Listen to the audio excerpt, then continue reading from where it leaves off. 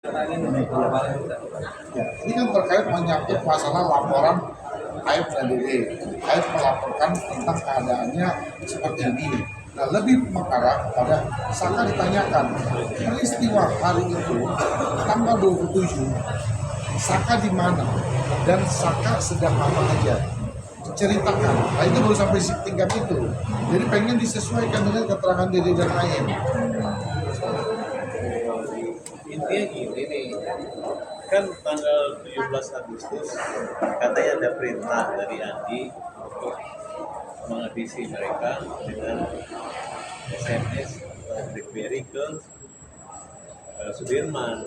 Inilah persoalan pertamanya tadi. Setelah kami teliti dari pihak pribadi, ada percakapan dari Widi yang sesuai dengan pernyataan Widi sebagai saksi bahwa ada komunikasi jam 10.14. Ya, artinya kalau ada komunikasi jawaban dari Cina saat itu, berarti ini adalah saksi yang itu memang disembunyikan oleh pihak penyidik sehingga tidak hadir. Tapi dengan bukti itu dapat kita katakan bahwa tidak ada peristiwa pembunuhan, terutama kematian si Eki di belakang showroom. Saksi-saksi inilah yang dilaporkan oleh Pak Marwi ya. Kemudian yaitu Aib dan Dede. Ternyata sebelum naik ke penyidikan, si Dede sudah mengakui bahwa ini adalah rekayasa alur cerita yang dibawa atau diarahkan oleh Rudiana. Sebenarnya tidak ada peristiwa itu. Ini sama dengan keterangan Liga Akbar. Kalau Liga Akbar menyatakan mencabut juga, Teguh mencabut juga, ya udah. Sebenarnya tidak ada peristiwa pembunuhan.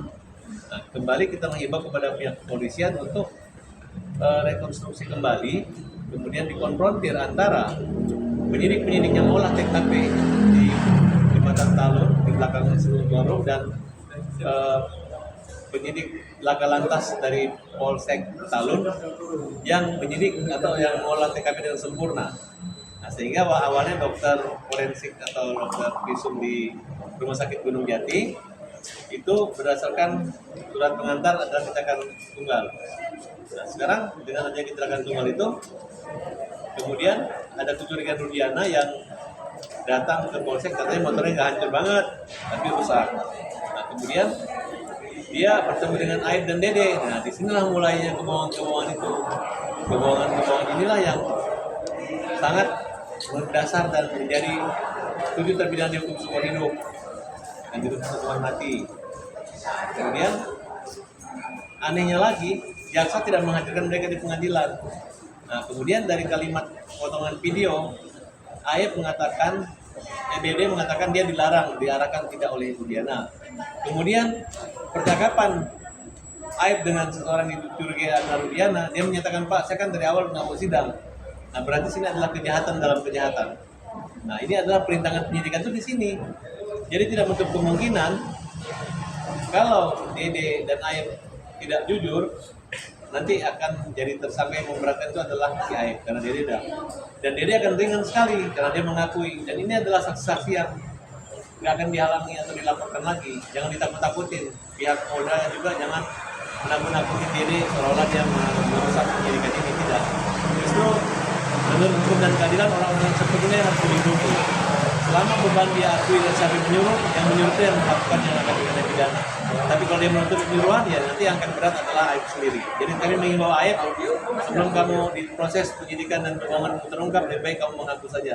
Kalau kamu sebenarnya tidak melihat, makanya kamu nggak datang di persidangan, makanya hakim hanya meng-copy paste pernyataan kamu, dan karena kamulah Aib 7 pidana ini mati dihukum seumur hidup sampai sekarang. Pak, kalau menjelaskan lagi dong Pak, tadi penyidik juga menyampaikan artinya bahwa kita lihat ya, tadi dari penyidik bilang, apakah Saka tahu siapa yang menyuruh Dede dan Aib berbohong? Maksudnya kan Saka tak kenal dengan mereka. Saka baru tahu kan timbul adanya Dede dan Aib kan di peristiwa sekarang. Karena Dede dan Aib di persidangan 2016 pun juga kan tidak hadir. Nah, yang paling penting adalah ini kan pembunuhan berencana. Pembunuhan berencana itu ada 340. Oh, hukumannya ini hukuman yang luar biasa. Urgensinya apa sih penyidik ketika 2016 sudah mempersiapkan Dede dan Aib itu mereka di BAP di bawah sumpah tidak harus hadir di pengadilan. Nah, ini yang tadi kami coba utarakan urgensinya. Kalau misalkan mau di peristiwa terjadi pembunuhan yang berencana harus dihadirkan untuk mengungkapkan semua peristiwa. Jadi penyelidikannya itu tidak sempurna.